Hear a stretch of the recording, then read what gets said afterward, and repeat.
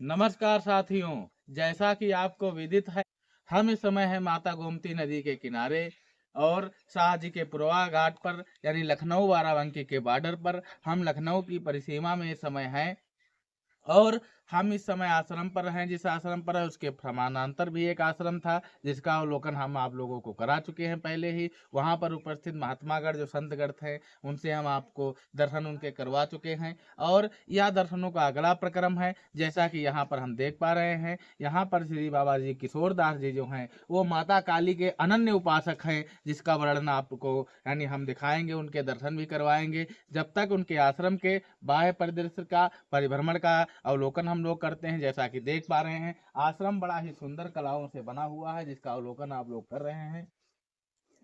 और उनके पास में जैसा कि यह महात्मा जी की कुटी है, जहाँ पर वो निवास करते हैं, जहाँ पर उनका स्थान है, जैसा कि अवलोकन का क्रम है। और इधर महात्मा जी का संकल्प है जो भगवान कृष्ण का एक मंदिर यहाँ पर बन स्थापित करने का। जैसा कि आप देख पा रहे हैं, यहाँ पर वो अपने यानी खान पान की व्यवस्था करते हैं, ये तो था। और आश्रम का परिभ्रमण, आश्रम का दृश्य बड़ा ही सुंदर है, बड़ा ही मनमोहक है। जैसा कि हम देख पा रहे हैं, इधर यहाँ पर इस आश्रम में माता गोमती के दर्शन करने के लिए और माता काली के दर्शन करने के लिए जो भक्तगण आते हैं उनके जलपान के लिए एक नलकूप की भी व्यवस्था की गई है। जैसा कि आप देख पा रहे हैं, यह मंदिर का सुंदर परिभ्रमण, जैसा कि हम देख पा रहे हैं, भांति भांति के पक्षी यहाँ पर डालियों पे विचरण कर रहे हैं, जिसका अवलोकन आप कर ही रहे हैं। जैसा कि हम देख पा रहे हैं, यह बहुत सुंदर परिदृश्य है। इसके अवलोकन की प्रक्रिया बड़े ही अनुन्नत रूप से गंभीर है। जैसा कि हम देख पा रहे हैं, यह सुंदर परिदृश्य का यहाँ पास में जैसा कि द्वितीय आश्रम है, जिसका अवलोकन हम आपको करा चुके हैं। और इधर भूत बहुत भगवान भोलेनाथ जी का यानी एक यानी विग्रह स्थापित किया गया है, जैसा कि आप देख पा रहे हैं।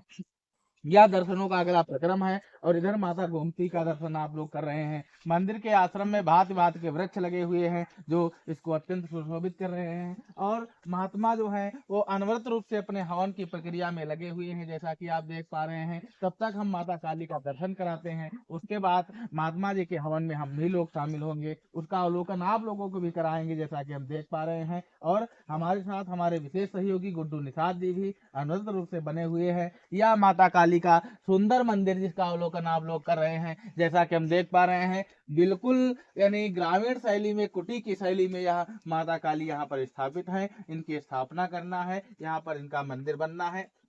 जैसा कि आप देख पा रहे हैं, हमारे साथ हमारे विशेष सहयोगी गुड्डू निषाद जी भी जुड़े हुए हैं। मैं माता काली से आग्रह करता हूं कि वे हम सभी लोगों पर अपनी कृपा दृष्टि बनाए रखें, हमारे दर्शकों पर भी अपनी कृपा दृष्टि बनाए, समस्त विश्व का कल्याण करें। जैसा कि आप देख पा रहे हैं, नवरात्रि के पावन पर्व पर, नवरात्रि के पावन उत्सव में माता काली के दर्शन आप लोग कर रहे हैं। ऐसा मंदिर आप लोग कभी ना, आप लोगों ने कभी भी इसका अवलोकन नहीं किया होगा, ऐसा मंदिर आपने कभी नहीं देखा होगा जिस प्रकार का मंदिर हम दिखा रहे हैं।